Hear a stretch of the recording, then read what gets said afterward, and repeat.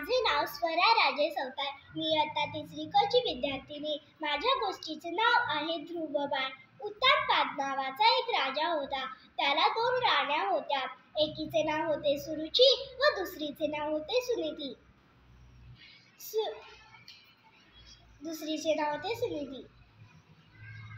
सुरुची राजाची आवडती राणी होती व सुनीती राजाची आवडती राणी होती. सुरुचीच्या मुलाचे नाव होते ध्रुव व सुनीतीच्या मुलाचे नाव होते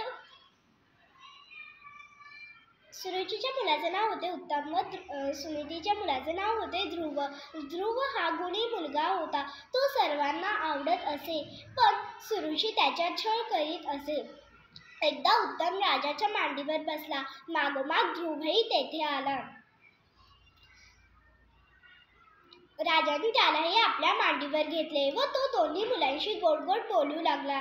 तितक्यात सुरुची तेथे आली. तिला राजाच्या मांडीवर ध्रुवाला बघून राग आला. ती ओरडली, ध्रुवा भिकारड्या, महाराजांच्या मांडीवर उठ, फक्त माझा उत्तमच येथे बसेल. तिने ध्रुवाला ओढले व जमिनीवर ढकलून दिले. ध्रुव रडत रडत आपल्या आईकडे गेला. सुनीतीने विचारले, बाळ, का रडतोस? ध्रुवाने आईला सगळे सांगितले. आईने त्याला मांडीवर घेतले व म्हणाली, बाळ, रडू नकोस. देवाने ठेवले आहे तसेच आपण राहावे बरे. ध्रुव म्हणाला, आई, देव कुठे असतो ग?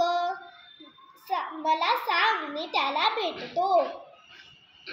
सुनीती म्हणाली, देवाला भेटण्यासाठी फार मोठे तप करावे लागते. तू तर लहान आहेस, तू तप कसे करणार? ध्रुव लहान होता पण निश्चयी होता. तो नम्रपणे म्हणाला, आई, मी भीत नाही. मी मोठे तप करीनच आणि देवाला भेटेनच. ध्रुव निश्चयाने राजवाड्याबाहेर पडला व एका रानात गेला आणि एका झाडाखाली बसला. त्याने अन्न घेतले नाही, पाणी घेतले नाही. डोळे मिटून तो देवाचे नाव घेऊ लागला. असेच कित्येक दिवस गेले. ध्रुवावर अनेक संकटे आली, परंतु त्याने तपश्चर्या चालूच ठेवली. अखेर देवांना या बालभक्ताची हाक ऐकू आली. देव ध्रुवासमोर उभा राहिला आणि म्हणाला, ध्रुवबाळ, डोळे उघड. मी तुझ्याकडे आलो आहे. तुला जे पाहिजे ते माग.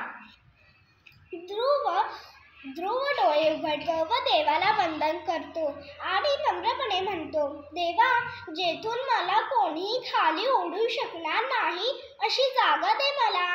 देवाने आकाशात उंच ठिकाणी ध्रुवाला जागा दिली. हजारो वर्ष झाली. ध्रुव अजून त्याच जागी आहे. रात्री उत्तरेकडे एक तेजस्वी तारा दिसतो. त्या ताऱ्याची जागा कधीही बदलत नाही. तोच आपला ध्रुव बाळ होय. अशा तऱ्हेने ध्रुवाने कडक तप करून अढळपण मिळवले. तात्पर्य, कठीण परिश्रम करून कोणतीही गोष्ट साध्य करता येते. धन्यवाद.